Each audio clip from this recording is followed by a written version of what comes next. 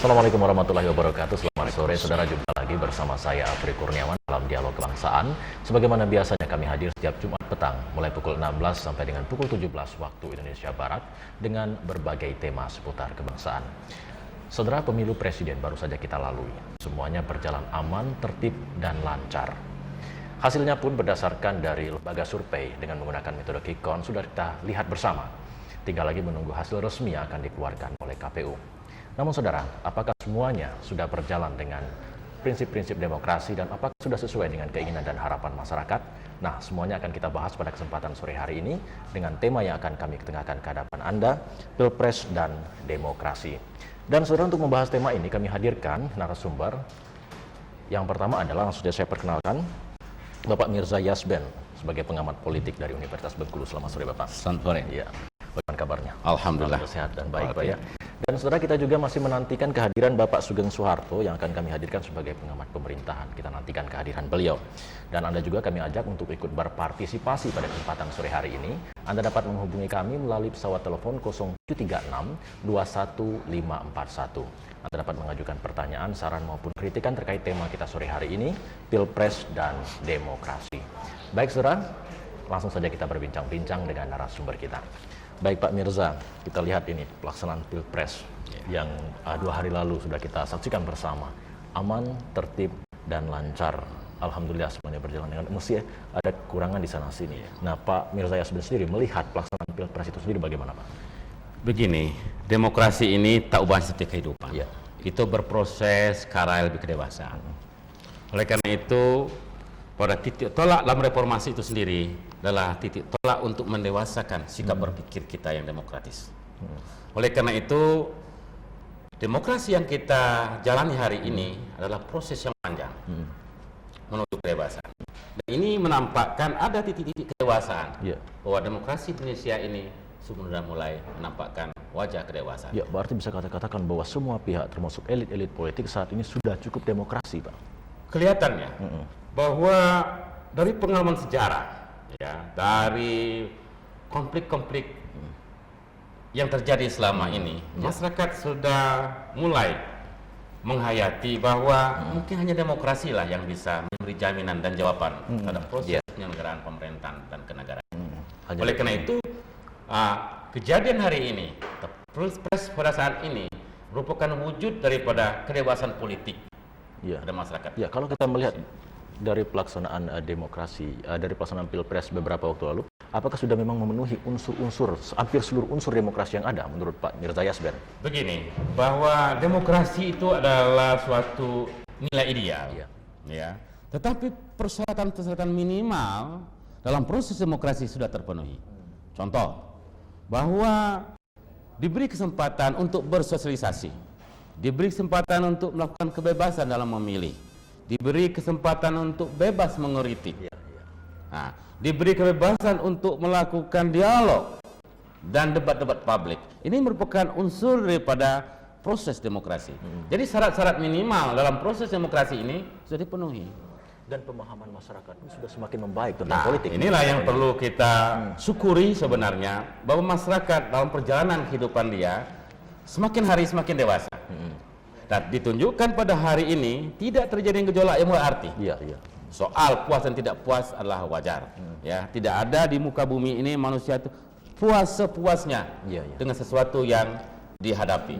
Ya, tentu yang tidak menang, tentu ada yang tidak puas. Sekarang bagaimana menghargai yang menang dan bagaimana menyadari kekalahan kita itu bukan suatu kesalahan orang lain, adalah kelemahan kita. Meski sempat kita khawatir akan terjadi hal-hal yang tidak kita harapkan, keributan dan lain sebagainya, namun ternyata pelaksanaan Pilpres kali ini bisa berjalan dengan apa yang kita harapkan. Dan memang masyarakat kelihatannya sudah capek, capek dengan persoalan-persoalan negara yang konflik sehingga merugikan pihak rakyat itu sendiri. Oleh karena itu, apa yang disebutkan hari ini bentuk Pilpres yang demokratis, mereka terima dengan lapang dada. Secara umum ya. Nah, soal pernik-pernik kecil-kecilan wajar dalam kehidupan berdemokrasi. Kekurangan sedikit bisa kita terus sempurnakan. Ya, baik saudara, saat ini di studio sudah hadir narasumber yang kita tunggu-tunggu dari tadi, Bapak Sugeng Suharto. Selamat sore Pak Sugeng. Bagaimana kabarnya sore hari ini, Pak? Baik, ya baik saja. Dan terima kasih telah berkenan hadir pada kesempatan sore hari ini, Pak Sugeng. Jadi tema kita sore hari ini, Pak Sugeng, Pilpres dan Demokrasi. Kita tanggapan ke Pak Mirza Jasben terkait dengan pelaksanaan Pilpres yang alhamdulillah berjalan tertib, aman dan lancar. Nah, kalau Pak Sugeng sendiri melihat pelaksanaan Pilpres yang dilaksanakan 2 hari lalu, bagaimana tanggapan Anda, Pak? Oke, terima kasih. Ini yang di kanan saya ini juga pakar politik luar biasa. Ya. Jadi nampaknya kehadiran beliau saat ini dengan wajah yang baru. Iya, iya. Wajah yang ada kumisnya. Gitu, iya, ya. Iya. Oke, jadi saya menanggapi bahwa Pilpres yang terjadi saat ini memang sepintas kilas kita melihat tenang-tenang saja, adem ayem ibaratnya begitu. Tapi sebetulnya dari sisi tertentu ya, dari sisi tertentu barangkali ibarat air itu ini sudah bermuara gitu ya. Kita tidak tahu persis bahwa bermuara itu bagaimana, tapi yang jelas bahwa kondisi selama kita beberapa saat yang lalu telah pesta demokrasi, kan kita sudah jerih payah, sanak saudara, handetolan kita telah kita perjuangkan dan sebagainya, sehingga di situ banyak tarik menarik dan sebagainya. Maka pada Pilpres ini barangkali sudah istilah orang ya anti klimaks gitu. Iya. Tetapi bukan berarti anti klimaks lantas jiwa demokrasinya menurun, tidak, tetapi konflik dan sebagainya mereda, menuju kepada satu harapan, satu keinginan bersama begitu kan. Apa kira-kira yang harus kita lakukan? Ya, ibarat air sudah bermuara, bukan air yang menghanyutkan, tapi mudah-mudahan Pak. Nah, kalau kita lihat Pak Sugeng, kalau pelaksanaannya ini, apakah sudah sesuai seperti yang juga saya tanyakan tadi Pak Mirza Jasben dengan prinsip-prinsip demokrasi? Ya, itu jawabannya adalah relatif ya, Ya. relatif ya. Dari pada konteks tertentu bahwa tujuan di dalam politik itu kan terakhir adalah mencari kekuasaan. Nah, menuju ke sana berbagai cara mestinya. Itu banyak orang mengatakan apakah itu black campaign, apakah itu mengatakan campaign yang tersistemik atau mungkin campaign yang dengan segala macam begitu kan. Tetapi setidaknya bahwa inilah kenyataan yang terjadi, bahwa ternyata incumbent masih mendominasi besar gitu kan. Dan incumbent ternyata juga bisa meredam beberapa hal yang selama ini diperkirakan dan sebagainya. Baik, terima kasih Pak Sugeng. Dan Saudara, pembicaraan kita semakin menarik dan tentunya juga Anda kami undang untuk ikut berbincang-bincang dengan kami atau berpartisipasi pada dialog interaktif sore hari ini. Anda dapat menghubungi kami melalui pesawat telepon 0736215541. Anda dapat mengajukan pertanyaan, saran maupun kritikan terkait dengan tema kita sore hari ini, Pilpres dan Demokrasi. Baik, sembari menunggu telepon Anda, kita kembali berbincang-bincang dengan narasumber kita. Baik, tadi dikatakan oleh Pak Sugeng, Pak Mirza, incumbent ternyata bisa memberikan yang terbaik sejauh ini, walaupun hasilnya belum sempurna. Ini apakah figur merupakan salah satu hal yang menjadi panutan dari masyarakat kita, padahal sudah dilakukan debat-debat dan sebagainya? Baik, memang di sini pertama adalah figur, ya, bahwa figur SBY sudah terinternalisasi, ya, di tengah-tengah masyarakat. Oleh karena itu adalah mudah untuk menggulirkan nama SBY di tengah-tengah masyarakat sebagai sebuah figur yang layak untuk dipilih. Yang kedua, di dalam kepemimpinan SBY belum terlihat ya adanya isu-isu yang begitu mendasar yang menyudutkan kepemimpinan SBY itu sendiri. Yang ketiga, aspek lain terutama masa kecil yang kita lihat, terutama kita dengar, ya, sikap yang santun, tenang, dan ada insentif BLT ini. Jadi bagaimanapun dikeluarkan oleh pihak lain yang pro rakyat kecil, tapi belum terbukti, ya, belum dilaksanakan, tetapi yang ini sudah dinikmati. Berarti Anda mengatakan bahwasanya insentif seperti ini cukup berpengaruh. Kita pernah tanyakan pada tukang ojek, tukang beca, para petani, apa aja mereka? Ajarilah SBY ini. Kita dapat BLT, situasi tenang dan damai. Nah, ini kan sebuah situasi yang kondusif yang menggiring untuk kemenangan SBY itu sendiri. Nah, sampai itu bahwa banyak ini kan dia tidak tahu ya, isu-isu yang diangkat untuk mengkanter apa namanya keberhasilan SBY, dia tidak paham itu. Oleh karena itu yang dirasakan oleh masyarakat itu adalah keberhasilan SBY, figur SBY, profil SBY, sikap santun SBY dan BLT-nya. Bisa menutupi kekurangan-kekurangan yang lain. Ini kan persoalan. Jadi tipe seperti ini yang dimaksud sebagai tipe pemimpin, Pak. Mas Teman banyak menganggap bahwasanya ini tidak tegas atau kurang tegas seperti itu, Pak. Nah sekarang ini begini, yang tidak tegas dan tegasnya ini hanya kelompok menengah sebagian dan elit, ya. Yang memilih ini kelompok menengah kebanyakan dan kelompok bawah yang lebih banyak. Oleh karena itu mereka tidak mau tahu tentang tegas dan tidak, tetapi bagaimana yang menguntungkan mereka. Pertama, situasi damai, aman. Kedua, mereka dapat santunan kayak BLT seperti itu. Ini dia tidak tahu konsep siapa, dia tidak tahu. Yang penting Presiden SBY yang menelurkan itu. Itu kan persoalannya. Baik. Kalau Pak Sugeng sendiri menilai dari ketiga calon, ternyata SBY berdasarkan hasil quick count masih mengungguli dari kedua pasangan lainnya. Ini Anda melihat tipe pemimpin seperti ini bagaimana ini, Pak? Oke, jadi saya melihat dari keberhasilan dari SBY ada 3 dimensi. Jadi yang pertama adalah bahwa secara image masyarakat SBY itu didukung oleh 24 partai. Dengan didukung 24 partai meskipun bahwa yang mendukung itu kan hanya deklarasi di tingkat elit di Jakarta sana begitu. Yang nanti di bawah juga belum tentu bahwa secara personal juga akan mendukung. Tetapi setidaknya 24 partai ini yang telah mendeklarasikan mendukung SBY ini sudah memberi image politik ya. Kemudian yang kedua itu kaitannya dengan sistem. Karena dia incumbent, yaitu mau tidak mau meskipun beliau itu cuti, meskipun beliau itu bebas tugas dan sebagainya, incumbent kan masuk dalam satu sistem. Sehingga berbagai cara lah mungkin baik positif yang kita perkirakan itu bisa dilakukan. Jadi dalam rangka dalam rangka merapatkan barisan gitu ya. Kalau misalkan beliau ini Pak Mirza sebagai kepala kantor, meskipun beliau cuti, kan dia bisa nelpon kepala bagiannya, tolong persediakan 3 mobil untuk saya berkunjung ke sana. Begitu. Logikanya begitu. Dari sisi seperti itu. Dan yang ketiga adalah dari personality. Jadi figur yang tadi sudah jelas disampaikan oleh Pak Mirza tadi bahwa figur SBY nampaknya akomodatif. Jadi setiap kita lihat di dialog, debat dan sebagainya selalu tidak pernah mengkanter, tapi selalu mengakomodir. Jadi pengertian akomodir ini kan nampaknya menjadi orang lawan, rival dan sebagainya tidak sakit hati. Saya melihat belum pernah beliau menyerang dan sebagainya, tetapi dia lebih bersifat akomodatif. Nah inilah 3 hal. Betul, 3 hal inilah yang kemudian mengangkat beliau, kemudian akhirnya menjadi yang lebih luas adalah meyakinkan masyarakat. Karena masyarakat tidak akan yakin kenal sendiri dengan SBY.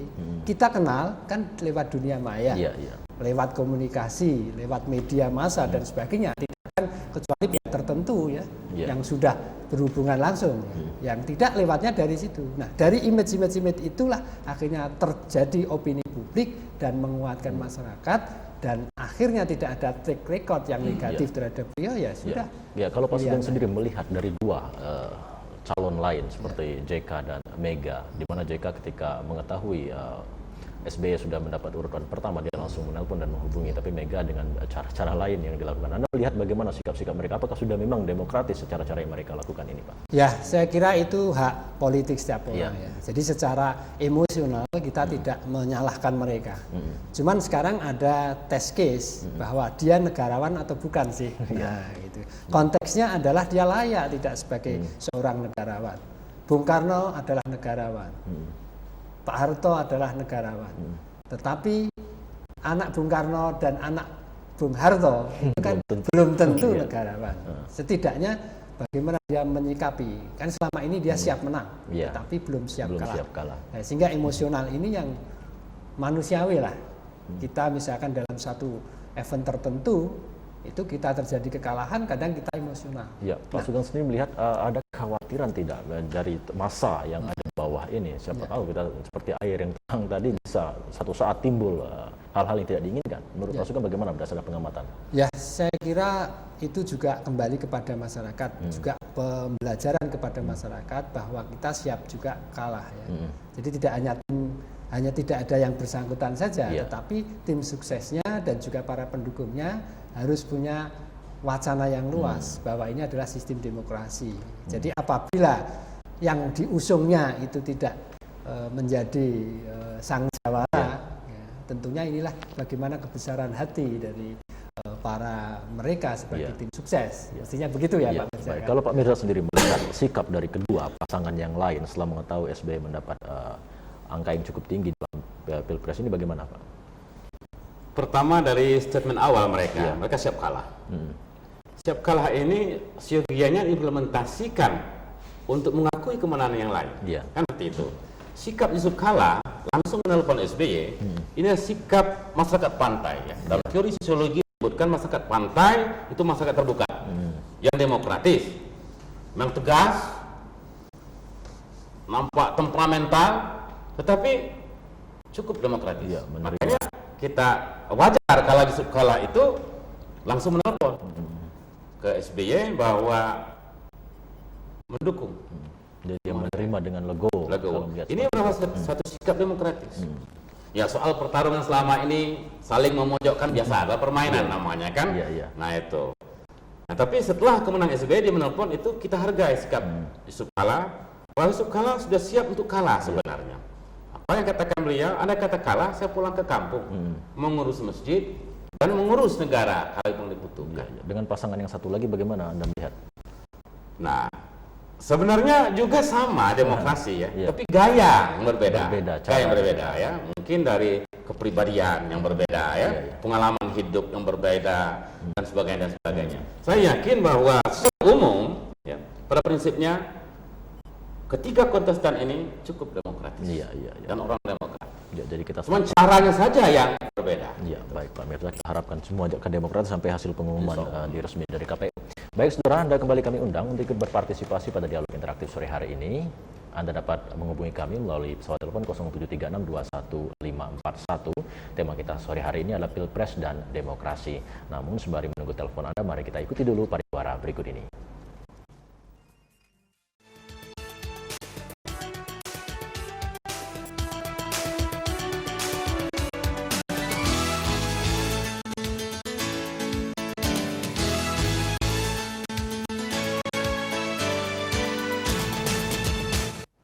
Baik, saudara, kembali bersama saya Afri Kurniawan dalam dialog kebangsaan dan tema kita sore hari ini Pilpres dan Demokrasi. Kami masih menantikan telepon Anda dapat menghubungi kami melalui pesawat telepon 0736215541. Ada dua narasumber, yakni Bapak Mirza Yasben dan Bapak Sugeng Soeharto.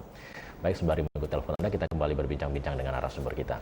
Saya ke Pak Mirza Yasben dulu, Pak, ini Pak, terkait dengan banyaknya lembaga-lembaga survei quick count ini Pak, beberapa jam setelah pelaksanaan Pilpres kemarin itu sudah diketahui hasil akhir. Namun banyak juga yang mengatakan bahwasanya ini tidak etis, tapi berdasarkan hukum memang tidak melanggar hukum. Ini bagaimana Anda melihat ini Pak? Sebenarnya begini, benar katakan tidak etis ya. Tidak etis itu kan belum tentu tidak benar. Kan? Ini katakan etika itu benar, baik dan indah. Kan begitu. Ini hanya menyangkut kurang berkenan saja. Menyangkut jangan sampai menyinggung perasaan yang lain saja. Tapi tidak salah, kan begitu. Atau yang kedua, dari lembaga survei ini mereka menggunakan metode saintifik. Kalau kita di dalam alam maju dan modern ini tidak percaya dengan metodologi yang saintifik, metode apa yang harus kita pakai lagi? Bagi kita sudah mundur ke belakang jauh, gitu ke belakang, seperti itu. Oleh karena itu, apa yang dikatakan oleh lembaga survei yang representatif, yang diakui keberadaannya dan tidak begitu jauh berbeda dari hasilnya. Seperti itu. Baik, kita terima dulu penelpon Bapak. Halo, selamat sore, assalamualaikum. Assalamualaikum, Pak Adam bisa mengkelaui. Pak siapa Pak? Maaf Pak. Halo, selamat sore, assalamualaikum. Ya, sepertinya terputus Pak. Baik, silakan Pak, lanjutkan Pak Mirza. Jadi metode yang dipakai dalam survei itu metode saintifik. Jadi kalau metode saintifik yang tidak bisa dipercaya, metode apa yang harus dipercaya lagi? Apakah metode tradisional? Itu. Dan ternyata dari prediksi-prediksi dari lembaga survei yang aku itu tidak meleset. Berarti apa yang dilakukan lembaga survei itu benar kan seperti itu. Nah, soal di sana sini ada perselisihan atau hal-hal yang kurang tepat, itu wajar saja, itu manusia namanya. Tapi yang jelas arahnya sudah mengarah pada kebenaran. Nah, soal tidak etis itu karena kita bangsa Indonesia ini terlalu berperasaan. Oleh karena itu kurang enak, kurang baik pada suasana seperti ini, karena menjatuhkan mental para hasil survei pada suara yang dianggap rendah tadi. Ya, kalau adanya kata-kata yang mengatakan bahwasanya ada, kita terima dulu penelpon Pak. Halo, selamat sore. Assalamualaikum. Halo, selamat sore. Assalamualaikum. Halo. Dengan siapa, Pak? Halo. Ya, sepertinya terputus lagi nih, Pak. Baik, masih terkait dengan quick count tadi, Pak. Banyak juga yang mengatakan bahwasanya bisa saja terjadi kerjasama dengan pihak yang ingin memenangkan pemilu. Ini bagaimana kemungkinan seperti itu, Pak? Sebenarnya kalau quick count ini kan diawasi. Ya. Dan kerjasama dengan pihak peserta pemilu itu serasa kecil kemungkinan, karena diawasi. Ya. Kemungkinan terjadi bisa pada lembaga survei. Lembaga survei. Andai kata lembaga survei yang kemarin ini memprediksikan kontestan lain yang menang, ternyata kontestan ini yang menang, lembaga survei itu kredibilitasnya bisa turun. Turun. Iya. Nah, itu persoalan. Baik. Masih bicara tentang kredibilitas kita, Pak. Baik. Halo, selamat sore. Assalamualaikum. Halo, selamat sore. Assalamualaikum. Halo. Ya, baik, sepertinya terputus kembali ini. Sudah ada 3 sepertinya ingin sekali menghubungi kita. Ya, ada sepertinya. Halo, selamat sore. Assalamualaikum. Baik. Ya, dengan siapa, Pak? Dengan Pak Adam di Kampung Pelawi. Maaf, Pak, sawat televisinya bisa dikecilkan sedikit, Pak, biar Udah ini Pak. Sudah. Siapa, Pak? Dari Pak Adam di Kampung Pelawi ini Pak. Ya, silakan Bapak. Adam di Kampung Pelawi, silakan Pak Adam. Saya mau menanggapi tentang SBY tadi Pak ya. Ya, silakan. Saya ini Pak seorang tunanetra. Ya. Ya, alhamdulillah waktu pemilihan kemarin saya itu sudah dapat menggunakan hak pilih saya, yaitu memakai tim black. Iya. Iya. Jadi harapan saya dari tunanetra seluruh mewakili teman-teman di sini Pak. Siapapun lah yang terpilih jadi presiden, yang penting bagi kami bisa memperhatikan nasib kami para tunanetra. Karena di Bengkulu ini Pak terlalu banyak tunanetra, baik di lampu merah, di jalan-jalan. Jadi siapapun pemimpin nanti agar bisa memperhatikan anak-anak netra seperti kami ini Pak. Iya, baik. Pak Adam. Dapat saya sampaikan Pak. Assalamualaikum warahmatullahi wabarakatuh. Iya, waalaikumsalam warahmatullahi wabarakatuh. Ya, saya ke Pak Sugeng. Pak Sugeng menanggapi pertanyaan dari Pak Adam, silakan Pak. Ya. Oke, terima kasih. Jadi kita bicara terlebih dahulu pada konsep tadi quick count sebentar ya. Iya. Jadi memang dari sisi yang lain bahwa quick count itu yang pertama sebetulnya ada 2. Yang namanya quick count itu sebetulnya pada saat pelaksanaan itu legal. Tapi sebelumnya pre quick count. Jadi dia semacam penafsiran kira-kira bagaimana suara akan diperoleh. Dan itu pun bisa kita melihat kalau memang itu betul-betul tujuannya adalah saintifik, tujuannya adalah potensi kajian ilmiah ya, untuk melihat bagaimana potensi kekuatan, itu saya pikir oke. Tetapi bisa jadi itu sebagai satu alat pengaruh ya, bisa ya dalam kapasitas tertentu atau dari kelompok tertentu yang ingin mengunggulkan lawannya dan juga ingin membuat yang lainnya jatuh, itu dia melakukan metode itu, bahkan termasuk di dalamnya seperti polling ya, kemudian juga kegiatan-kegiatan yang lainnya, diskusi dan sebagainya, bisa jadi itu sebagai satu upaya pengaruh.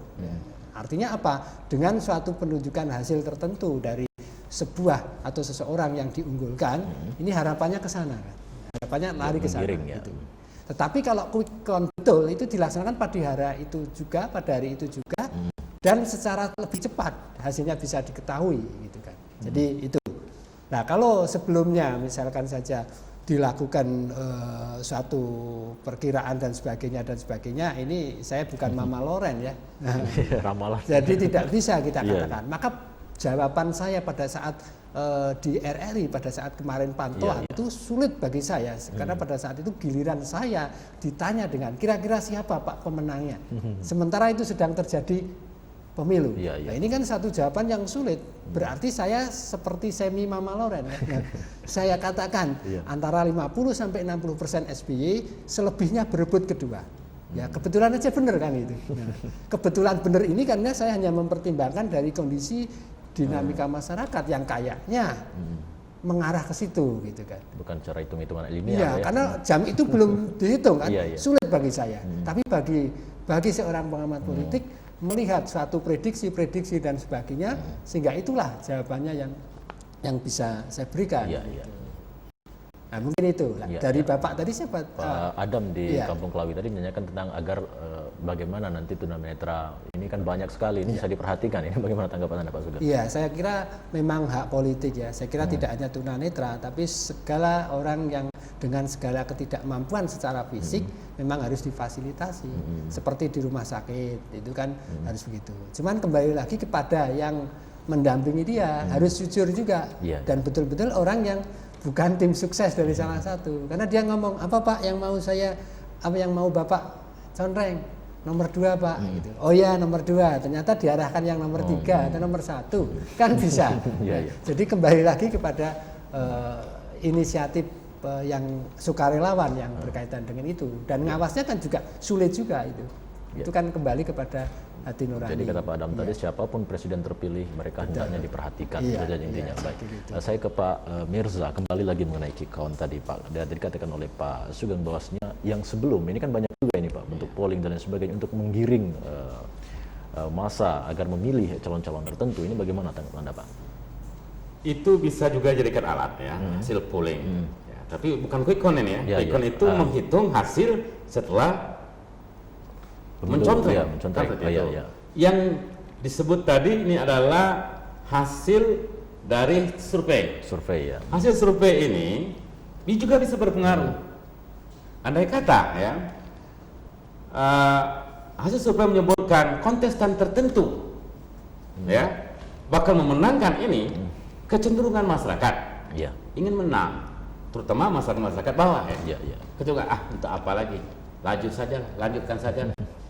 Nah ini persoalannya. Tetapi bagi masyarakat yang punya pilihan tertentu, melakukan rasional atau ideologi tertentu, apapun diberitahu, apapun dibilang tidak. Contoh, si A dianggap menang, dianggap memperoleh meraup suara terbanyak oleh tim survei tertentu. Tetapi kelompok masyarakat tertentu yang ada pilihannya, ada ideologi yang sama, apapun dipengaruhi pada dia tidak akan memilih itu. Nah inilah hasilnya seperti itu. Oleh karena itu adalah wajar ya. Pemilih SBY ini adalah pertama memang orang yang sudah berniat untuk memilih SBY.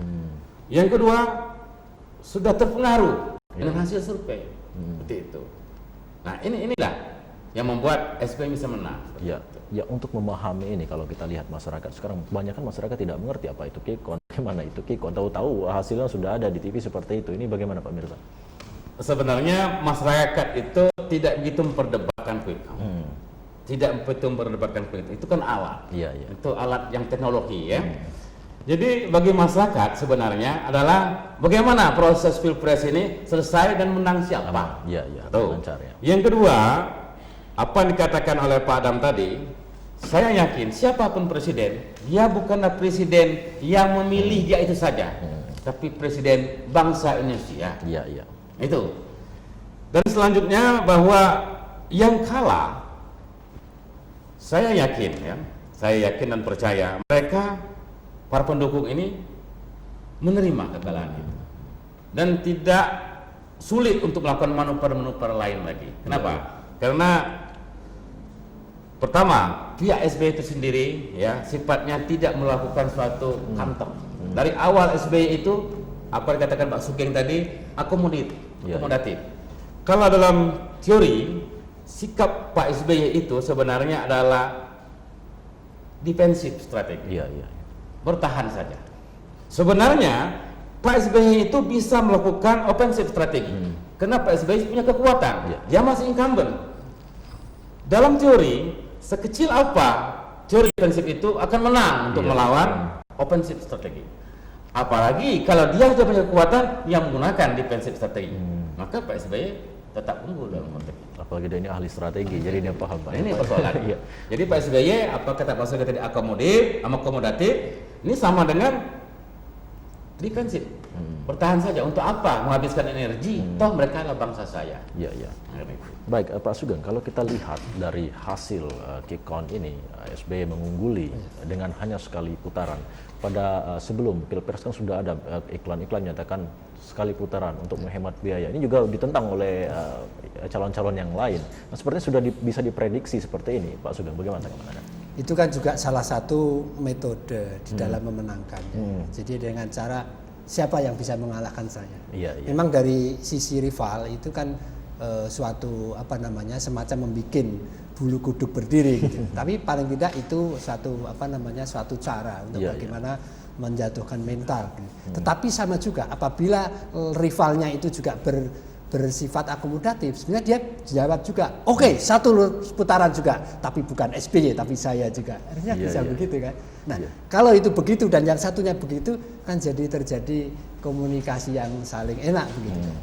Nah, ini orang mengatakan satu putaran, konotasinya kan satu ke situ. Nah, konotasi satu itulah yang sebetulnya memblunder menjadi satu kekuatan yang tak terkira. Ibarat di sungai itu menjadi pusaran yang luar biasa, orang masuk jadi sudah kepincut atau tertarik dan akhirnya menjadi pilihan utama kan. Iya, iya, baik, baik Pak Sugeng, terima kasih. Dan saudara, Anda kembali kami undang untuk ikut berpartisipasi dalam dialog interaktif sore hari ini. Anda dapat menghubungi kami melalui pesawat telepon 0736215541. Tema kita sore hari ini Pilpres dan Demokrasi. Baik, kembali kita berbincang-bincang dengan narasumber kita sembari menunggu telepon Anda. Saya ke Pak Mirza. Pak Mirza, kita ingin melihat kinerja KPU yang dilakukan selama pelaksanaan Pilpres ini, karena sempat 2 hari sebelumnya Mahkamah Konstitusi mengeluarkan mengenai DPT bisa menggunakan kartu. Ini bagaimana, Pak? Nah, sebenarnya ini kan bahwa KPU itu sendiri dia akomodatif. Nah, kan seperti itu. Pada awalnya dia tidak mewacanakan tentang KTP, tapi karena begitu desakan aspirasi rakyat memang menghendaki itu, maka dibukalah silakan KTP. Ternyata dari informasi yang kita dapat, dengan menggunakan KTP, dengan bertambahnya DPT ini, itu menguntungkan SBY itu sendiri. Iya. Maka begitu itu. Walaupun Oleh karena lain, itu ya. kontestan lain tidak harus kecil hati lagi. Tidak harus kecil hati lagi. Dan memang SBY punya hak untuk menang kali ini. Iya, iya. Itu. Ya, kalau Pak Sugeng sendiri melihat, Ya, memang itu satu indikasi positif juga dari KPU melakukan itu. Dan kenapa ini dilakukan pada saat Pilpres ya, tidak pada saat pilihan legislatif. Ini saya pikir satu pertimbangan gitu ya. Kalau dulu dilakukan seperti itu, ini nuansa eksodus tinggi. iya, iya. Karena apa? Karena kalau pilihan legislatif, sanak kita kan nyalek, kawan kita nyalek, dan seterusnya begitu.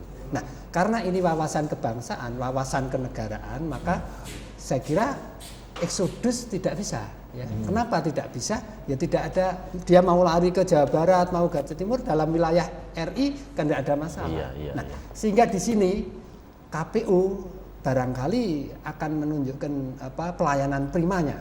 Menurut saya tidak ada kepentingan tertentu, kecuali dia memberikan public services. Kalau kemarin KPUD dan sebagainya syarat akan kepentingan, meskipun ini dibantah oleh banyak ketua KPU, tapi saya yakin ada kepentingan di balik itu. Mestinya. Kalau kemarin syarat dengan kepentingan, sekarang tidak lagi. Ini mungkin bisa diinginkan, Pak. Ya, artinya begini, artinya kepentingannya kan hanya ingin melihat bagaimana permainan itu secara lebih terbuka dan sifatnya nasionalis. Coba saja kita merasakan sekarang barangkali tidak terlalu merisaukan. Kalau dulu misalkan kita bicara money politik gitu ya, sangat peka sekali kita bicara. Coba kita sekarang besok mau pilihan, kayaknya ada uang atau tidak uang, saya pikir nggak ada masalah. Iya, iya. Nah, kecuali saya katakan barangkali di masyarakat pelosok tertentu yang jauh dari media dan sebagainya, money politik itu saya kira juga muncul. Cuman nampaknya di media kan tidak dimunculkan. Iya, iya. Karena apa? Karena barangkali mereka juga sudah blunder kepada suatu muara yang diinginkan. Sehingga barangkali duit itu juga percuma saja. Andai kata dikucurkan juga percuma, sudah biar mengalir apa adanya ke muara itu. Iya, Pak Sugeng, kalau Anda melihat ini terkait dengan kinerja KPU, kalau kita bandingkan dengan pemilu legislatif dan pemilu presiden sekarang ini bagaimana kinerja? Apakah ada peningkatan? Karena kalau pemilu legislatif lalu dinilai sangat carut marut sekali. Ini bagaimana Pak Sugeng?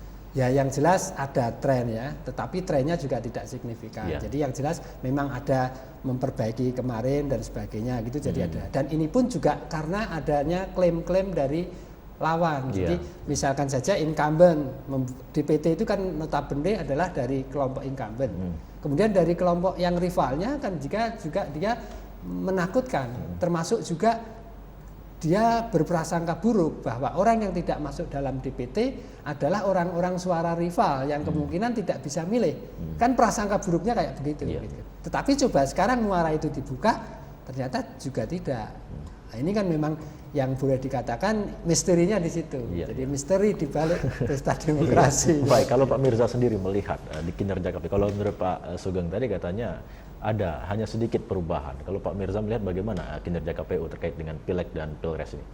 Jauh perubahan. Jauh. Pertama, di pilpres ini tidak ada trik-trik atau manuver-manuver ya. Gitu. Dan tidak ada isu-isu yang berkembang tentang money politik gitu ya. Tetapi kalau pileg ada isu-isu tawar menawar. Nah, contohnya kita tahu dari media-media sampai hari ini berkembang terlepas iya atau tidak, yang penting itu ada asapnya. Kalau ada asap tentu ada apinya, seperti itu. Tapi pilpres ini kelihatannya tidak. Benar-benar dilaksanakan secara murni, secara demokratis, berdasarkan aturan. Ya, kalau kita melihat kembali hasil dari quick count tadi dikatakan bahwasanya SBY itu hampir 60%, karena paling 59 kurang dikit. Nah, apakah berdasarkan hasil resmi nanti akan banyak perubahan-perubahan? Saya kalau berdasarkan quick count dan metodologi yang digunakan ya, kalaupun berbeda tidak banyak. Kita sering melihat dari hasil quick count di negara-negara lain ya, dari informasi kita dapat. Kalaupun berbeda tidak banyak. Namun jelas bahwa kemenangan tetap di pihak SBY. Sulit untuk digeser lagi. Kalaupun ada perbedaan atau pergeseran angka, itu tidak terlalu signifikan. Ya, berarti bisa kita pastikan SBY akan tetap meski belum resmi. Kalau Anda sendiri menilai bagaimana, Pak? Iya, saya pikir kita melihat dari sebarannya. Dari sebarannya itu kan SBY sudah sampai kepada 30 provinsi. Dari kita lihat jumlah provinsi kita ada 32 ya. Berarti kan tinggal 2/30. Berarti prosentase atau rasionalnya kan sulit sekali mendongkrak. Jadi kita lihat saja misalkan suara JK yang sekitar 20-an, hampir mungkin 27-28%. Dengan melawan 50% aja sudah sangat sulit sekali. Jadi ibaratnya kancil dengan siput ini. Jadi kancil dengan siput kecuali kelihayan dari siput dengan mengundang siput yang lain untuk berada di sana menang gitu. Tapi kondisi ini kan tidak mungkin. Ini bukan dongeng, ini realita politik kan gitu. Tapi masih berharap calon yang lain. Ya bisa. Tadi kita sudah kalah.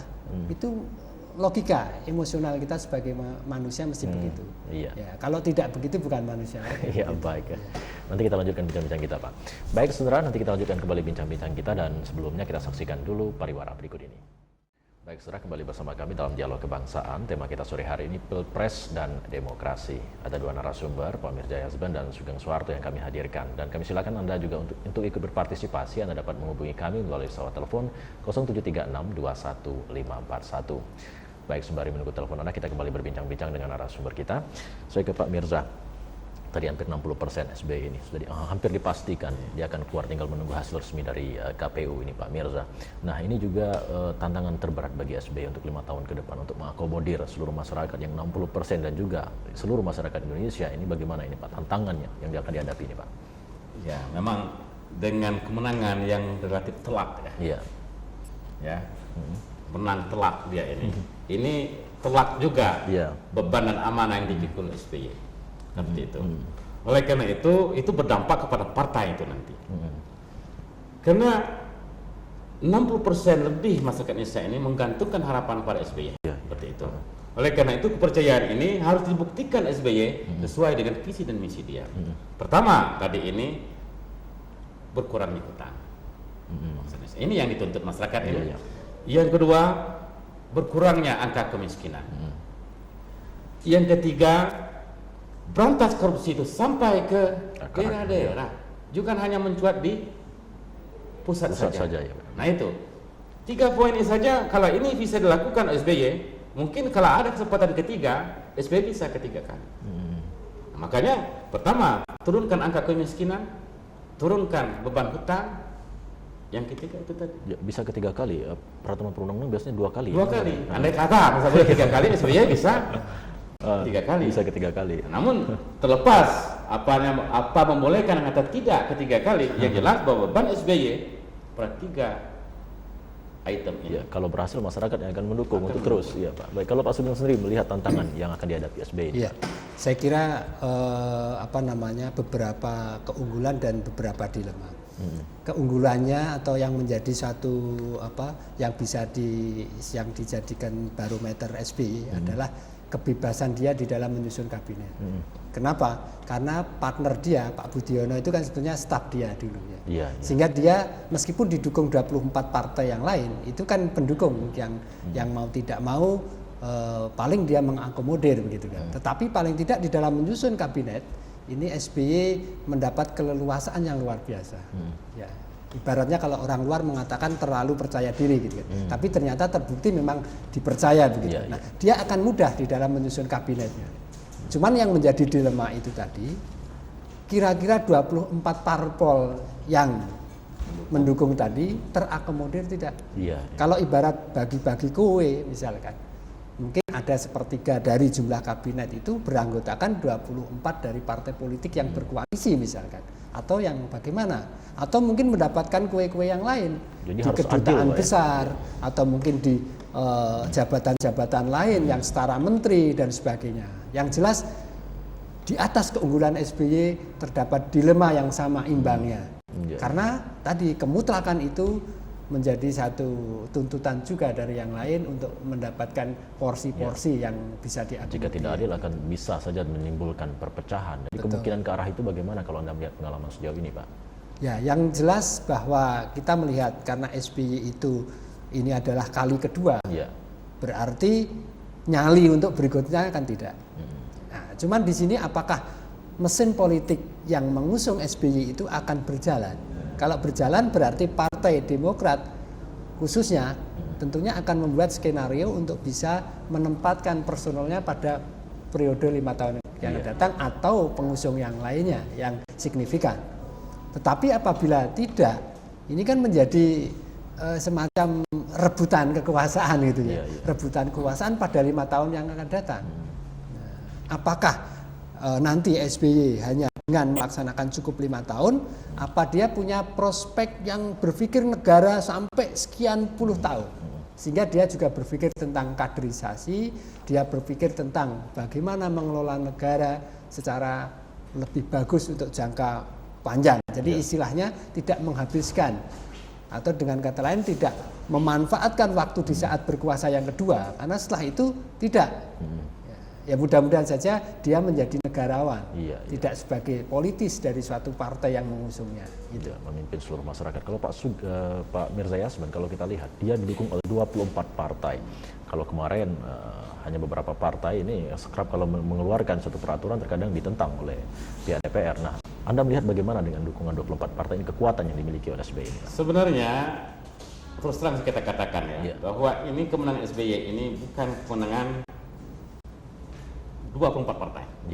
Kemenangan atas figur SBY sebagai figur yang diminati, yang disenangi. Ini saja. Oleh karena apa kata Pak Sugeng tadi, SBY tidak harus takut-takut terhadap 24 pendukung ini tadi. Hak prerogatif gunakan demi kemaslahatan bangsa dan negara ini. Nah, masa hanya partai pendukung hanya dapat berapa persen kursi saja harus mendapat jatah? Iya, iya. Kan seperti itu. Yang jelas bahwa mereka tetap berkoalisi di dalam parlemen, walaupun mereka tidak dapat jatah dalam kabinet. Seperti itu. Oleh karena itu, menurut saya bahwa saya yakin partai-partai yang mendukung SBY 24 itu juga tahu diri, jangan memaksa kehendak. Kalau mereka memaksa kehendak, berarti di otak mereka itu adalah kekuasaan. Ya, kalau Anda melihat seperti Partai Golkar dan juga PDI yang berada di luar sejauh ini kan bertentangan dengan Partai Demokrat, bagaimana Anda melihat? Apakah mereka nantinya akan break atau menjadi oposisi seperti PDI? Sebenarnya tradisi Golkar itu setahu saya dia tidak melakukan sebuah sikap oposisi. Iya. Ya. Tapi sikap Golkar melakukan tindakan kritik. Bukan berarti menantang apapun kebijakan ditantang, tidak. Iya, iya. Benar didukung, tidak benar dikritik. Itu sikap Golkar setahu saya ya. Kalau PDIP memang dari awal mengatakan bahwa bila tidak dalam kekuasaan dia pada posisi oposisi. Itu hak mereka. Tetapi tradisi di Golkar bahwa sikap yang dinamis yang dianut oleh Golkar menurut saya, kalau kebenaran untuk kemaslahatan dia dukung. Iya, iya. Tetapi kalau ada yang janggal, dia akan kritik habis-habisan. Seperti itu. Jadi kemungkinan dia akan tetap bergabung dengan Demokrat dan tidak akan jadi oposisi sendiri, Pak. Kalau apa yang dilakukan oleh Demokrat itu, oleh presiden itu menguntungkan rakyat, dia akan dukung. Dia akan dukung, Tapi kalau dianggap oleh perhitungan Golkar itu merugikan kebijakan itu pada rakyat, dia akan kritik habis-habisan. Iya, Di baik. situ akan kita lihat kebijakan Golkar untuk mengkantar kebijakan-kebijakan yang tidak pro rakyat. Iya, iya. Baik, kalau Pak Sugeng sendiri, kalau melihat kekuatan di parlemen ini bagaimana Pak SBY dengan 24 partai? Saya melihat bahwa untuk PDIP ya yang mengusung dia dan juga beserta Partai Merah ya Lanjut itu nampaknya dia tadi pada satu komitmen dia akan membuat satu oposisi. Tetapi di sini dalam rangka juga sebenarnya yang dikatakan oleh Pak Mirza. Jadi dia mengkritisi di samping mungkin ada pertimbangan lain sebetulnya gengsi ya. Kalau hanya sekedar mengkritisi tapi dia terima jabatan barangkali tidak. Tetapi yang di kubu yang mendukung SBY ini saya yakin nanti juga kalau tidak terakomodir beberapa tentunya partai-partai yang cukup besar punya nilai signifikan seperti PAN, PKS atau mungkin partai yang lain, saya yakin dia tidak serta-merta hanya jadi penonton. Ya, coba tidak mendapatkan. Saya yakin mengundurkan diri dari dukungan. Ya, tetapi ini harapan saya meskipun dia menarik atau apa, tetapi yang penting kita tetap pada konsistensi. Baik, waktu kita hampir habis, mungkin poin yang bisa ditarik dari pembicaraan kita sore hari ini Pak terkait pilpres dan demokrasi. Silakan Pak Sugeng. Jadi saya berpikir bahwa bagaimanapun juga dengan kemenangan 60% berarti ini adalah relatif kehendak masyarakat Indonesia. Baik buruk, suka tidak suka, inilah hasil. Oleh karena itu mari kita bersama-sama amankan barangkali hasil pemilu itu. Kemudian bagaimanapun juga kita tidak hanya sebagai penonton, sebagai masyarakat, tetapi bagaimana kita aktif dan kreatif di dalam bidang kita masing-masing. Saya pikir itu Indonesia akan maju ke depan. Kalau Pak Mirza? Pertama harus kita syukuri bahwa tahapan-tahapan demokrasi sudah dilaksanakan sebagaimana seharusnya ya. Yang kedua kita harus syukuri bahwa rakyat Indonesia ini sudah mulai dewasa dalam berdemokrasi. Yang ketiga kita himbau kepada rakyat Indonesia, dukung yang menang, partisipasi dalam gerak pemerintahan dan pembangunan. Iya, baik Pak Mirza, Pak Sugeng, kita harapkan Indonesia lebih baik 5 tahun ke depan. Terima kasih atas bincang-bincangnya pada kesempatan sore hari ini. Dan sudah sampai di sini bincang-bincang kita pada Dialog Kebangsaan sore hari ini. Saya Afri Kurniawan mengucapkan terima kasih atas perhatian dan kebersamaan Anda. Selamat sore. Wassalamualaikum warahmatullahi wabarakatuh. Waalaikumsalam. Terima kasih, Pak.